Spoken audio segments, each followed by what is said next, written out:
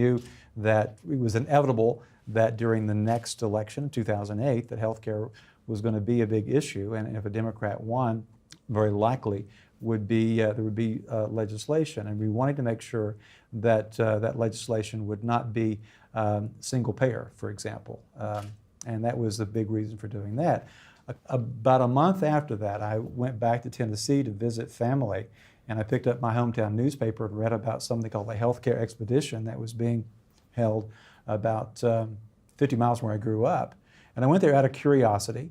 John Edwards was still campaigning at that time and had stopped by, so he made the news from having gone to this thing. I'd never heard of a healthcare expedition or Remote Area Medical, which was putting it on.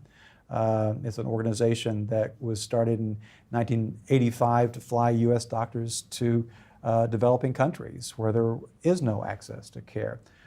But the organization started getting calls from communities in the U.S., and now most of their expeditions are in this country because of the lack of access. And I went there not knowing, but for something drove me to go there and check it out. And when I went to Wise County, Virginia to see that expedition, I saw people who were standing in incredibly long lines, lined up, willing to stand in line all day to be able to get care that's being provided by a doctor or another caregiver, in barns and animal stalls. It was on a county fairgrounds, and it was just as if I was finally able to see something that I would not allow myself to see and was keeping a distance from, of the extent that people were having to go through to get care. And I realized at that moment that I was that could have been me if my circumstances had just been a little bit different. I could have been one of those people standing in those long lines.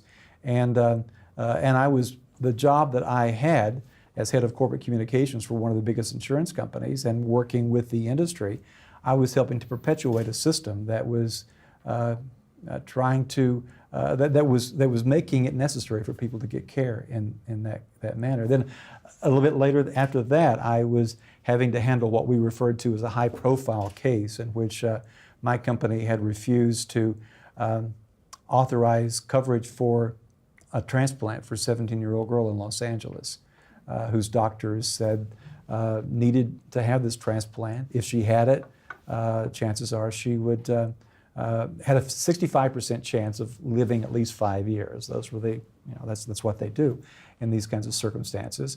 But a medical director at my company, 2,500 miles away, after just reviewing some paper, decided that in his view, he didn't think it was medically appropriate.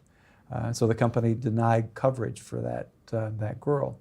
It became a very huge PR nightmare for my company. I was on the front lines of defending the company.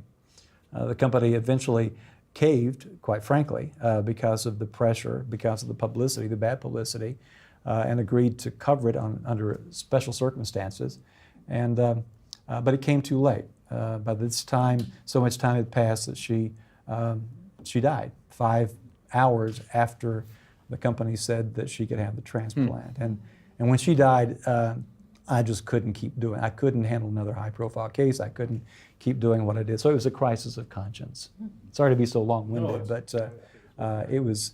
I really came to terms about what I was doing for a living, and I felt it was important for me to be honest about how these companies operate and what they do to earn what Wall Street, a few blocks from here, expects them to earn.